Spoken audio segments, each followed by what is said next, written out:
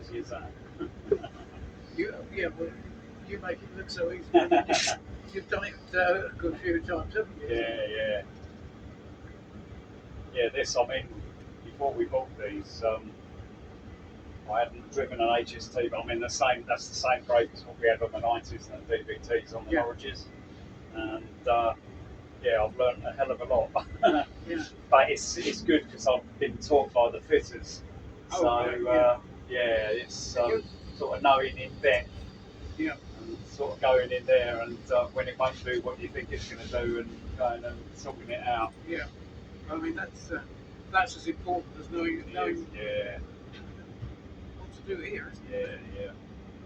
Because if it doesn't go, it's... I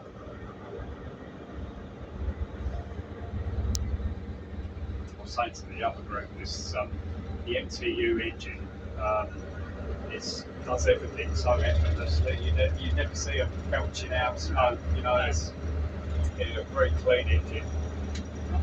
The Paxmans, no. I mean, both of our Paxmans, the floor's like a wash with oil. You go in these, and like the floor's rusty. There's no oil at all. Yeah. Is that a good thing or a bad thing? I mean, the Paxmans are nice, and they do sound nice. They're a good engine.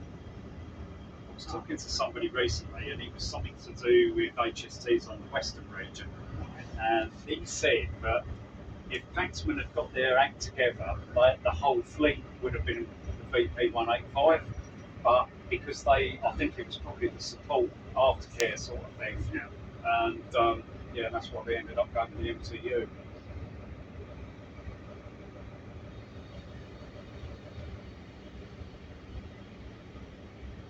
Because I mean, the VP185 was just it was the next step up from the Valenta with it.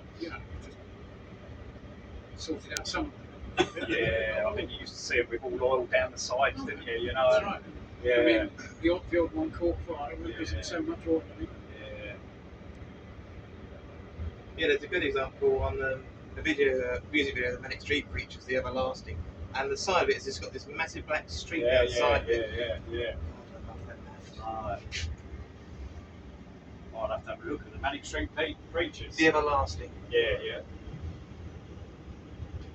So where was that video? Do you know? One of the London stations. I can't think what it is. I think they had 87s. There's an 87 in the video. Oh, It's 1990 something. They're all in used to that. Yeah.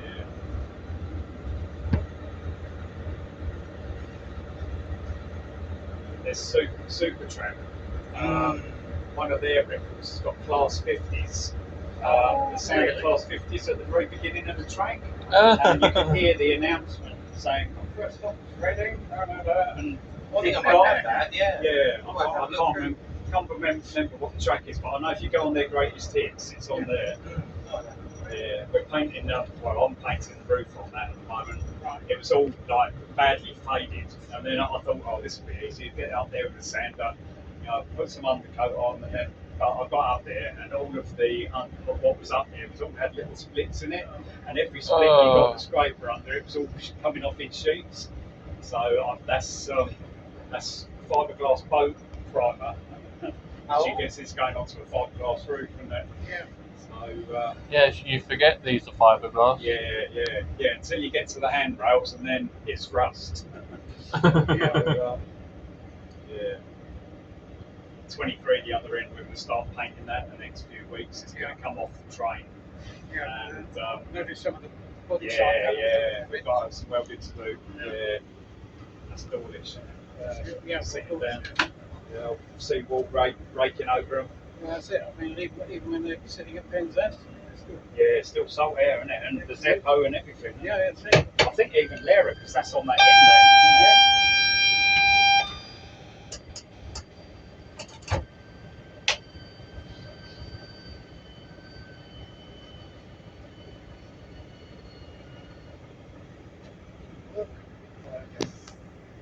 It's a shame Trevor couldn't come today, isn't it? It is, yeah. Because when I spoke to him yesterday, he was on board again. Yeah. I mean, it would have done Sandra good to come as well, just to get her out, really. Well, that's what I said. Yeah.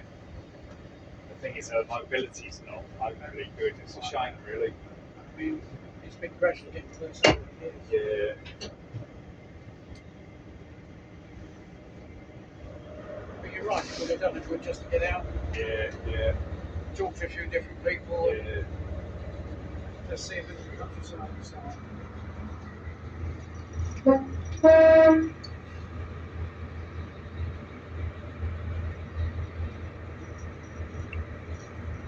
mean, whenever I talk to her on the phone, she always tries to sound cheerful, but it's always, it's a bit of a struggle for her at times.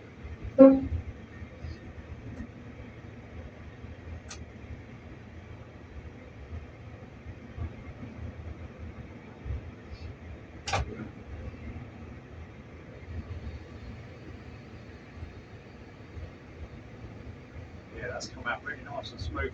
I'm really pleased with that finish. Looks very smart. Yeah, just got to try and get the shape back for the black. Yeah.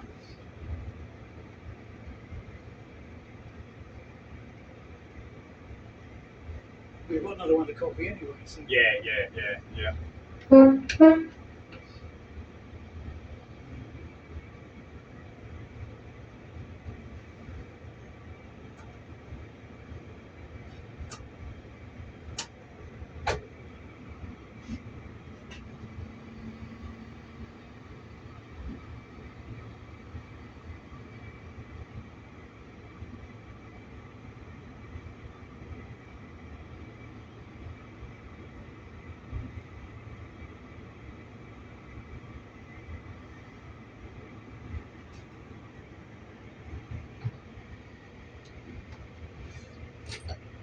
I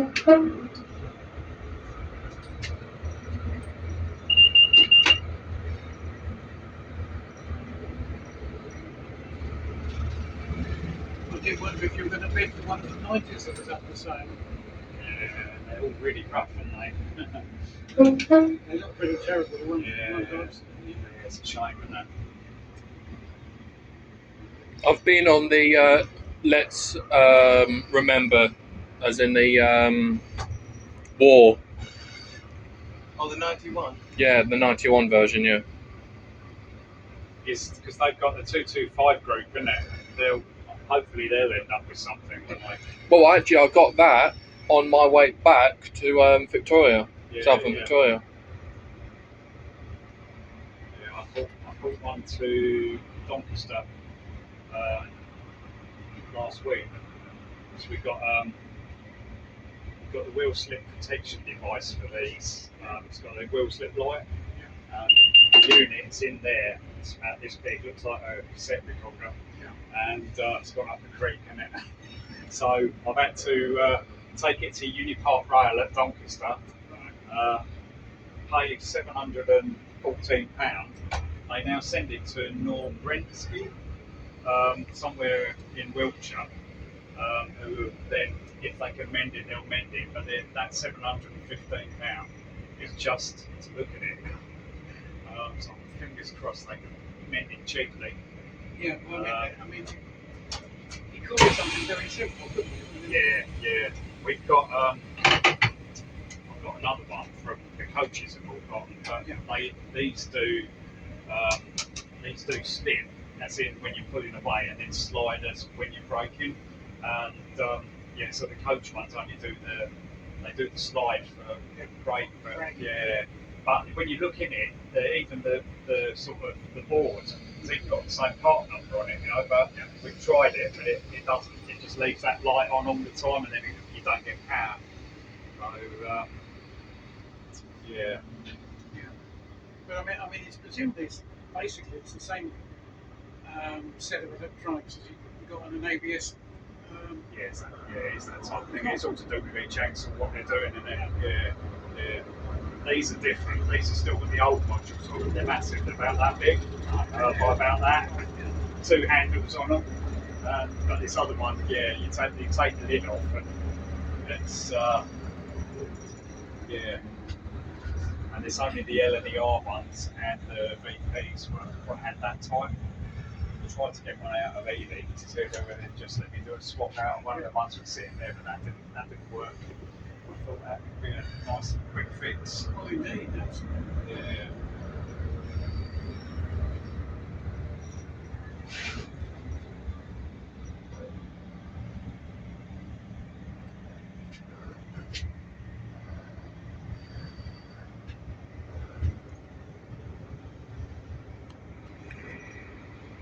We keep having these sort of little problems. You think, all right, now where are we going to get one of them? Yeah.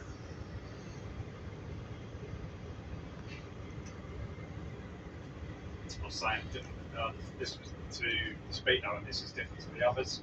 Yeah. This is the ATP for out of after the Southall crash from it. Yeah. So that we've got it isolated here because we've got no equipment, and so that's totally different. The whole Speedo and all of that, and plus that's the if you've got past the signal of danger, all different. You have to punch your code in there so it lets you pass it without putting the brakes on. Yeah.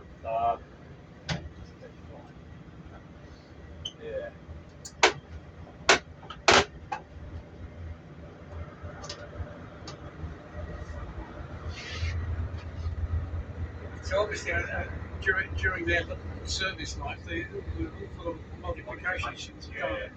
Yeah. I mean, even to where the buttons are. This one's got hazard warning lights. So if you had a crash or something and you needed to alert other drivers, you press that on, it flashes the headlights. Where the VP, the EMR ones haven't got that. They haven't got that. That's DAS. It's advisory system. So you punch your head code number into that, and then it tells you whether you should be coasting or how long it is to the next station, and basically telling you how to drive. Mini sat nav. Yeah. Or mini wife, should we say?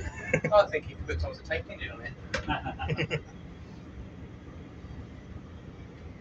The radio, I've got that's isolated, and I've got the radio isolated as well. Yeah. Luckily here we're nowhere near any of the transmitters anyway, but that's the red button you press if there was an emergency, and then that tells the signalman, and it stops all other trains in the vicinity.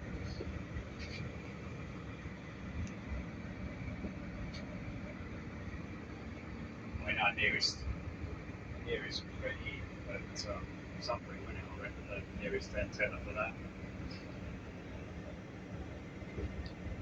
What would happen if it was still connected? Well, yeah, basically they had somebody, there was a cleaner at Ilford Depot. They never used to have that flap on them, and they were cleaning, supposedly. Yeah. Press the red button, and then everything on the main line Oh. gets to stay. It comes up with stop, and then once you've stopped your train, you have to press SP, and then that tells the signalman that that train stopped. And yeah, that was all because a cleaner had pressed stop. So, yeah.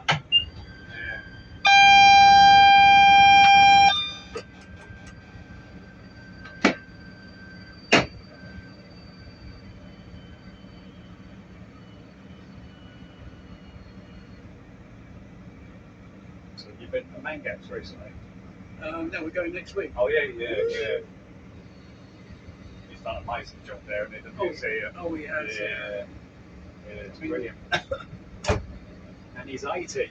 I know he is, because he came to give us a talk about 6 weeks ago, and then we're going there. So we're going there next Thursday. Yeah. Oh right, brilliant. Well, you want to come along with us?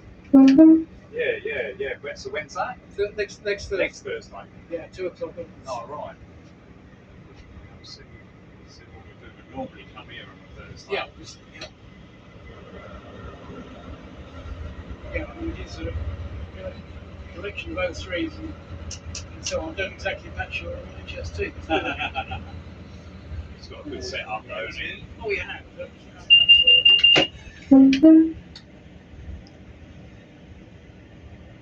Yeah, what we've had to do, that line there, that's all newly connected. Yeah. Because that used to go right the way down the back, so Yeah. it's all been slewed over. And then there's a point under there that goes towards the engineering bit.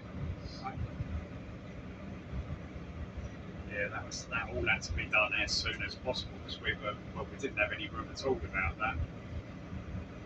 And that's why this is here, because there's just nowhere else to put it at the moment.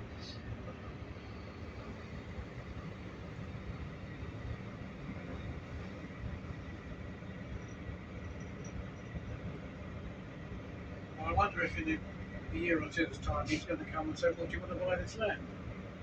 Yeah, well, no, then we've ripped all the track up. There's still got ballast down there, but Martin and I tried to buy it, but I just, he wouldn't entertain it. He only wanted to rent it. Yeah, should have had the whole thing inside, really. Yeah. Well, I mean, it's obviously, when the original sale was done, it wasn't done the right way, but then, with hindsight, it's a different situation. Yeah. Right, there you go. Thank you very much. Thank you. That's all right, yeah, pleasure.